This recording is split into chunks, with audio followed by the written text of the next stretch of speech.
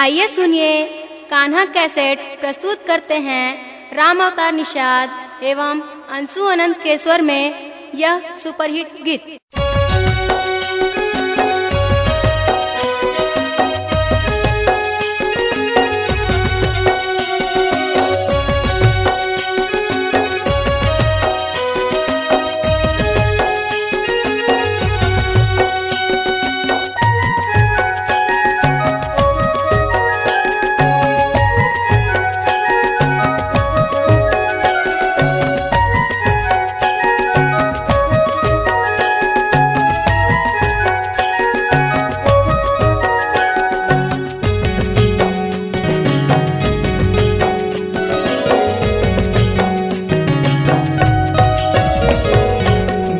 बांध्यो पागा औ पागा माँ कलेगी, मुड़मा बांध्यो पागा औ पागा माँ कलेगी।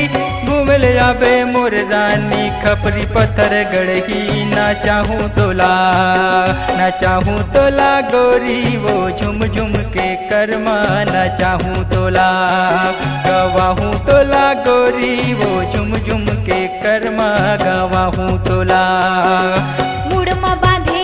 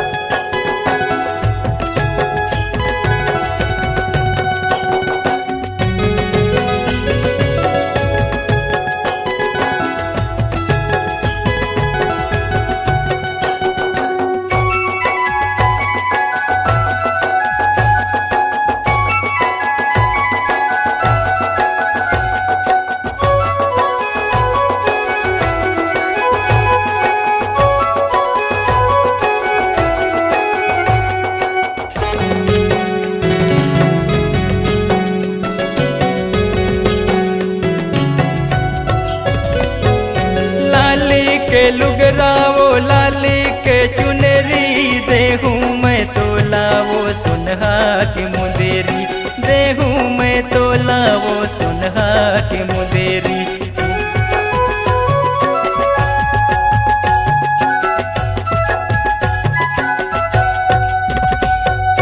लाली के लुगरावो लाली के चुनरी देहूँ मैं तोला वो सुनहा के मुंदेरी, देहूँ मैं तोला वो सुनहा के मुंदेरी। मुड़मा बांध्यो पागा औ पागा माँ कलेगी, मुड़मा बांध्यो पागा औ पागा माँ कलेगी।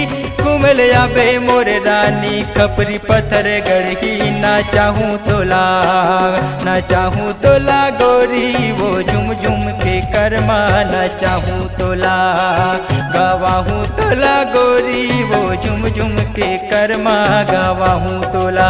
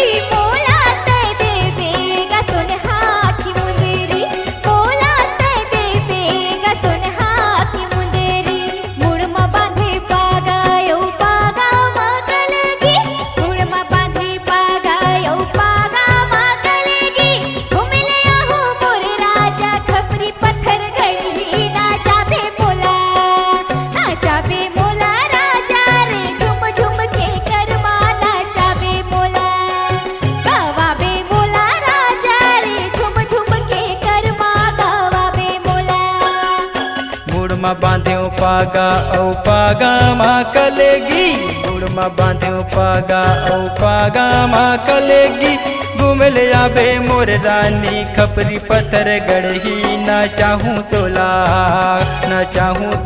गोरी वो झुम झुम के कर्मा न चाहूँ तोला नाचावे मोला राजा रे झुम झुम के कर्मा नाचावे मोला गवाहूँ तोला गोरी वो झुम झुम के कर्मा गवाहूँ तोला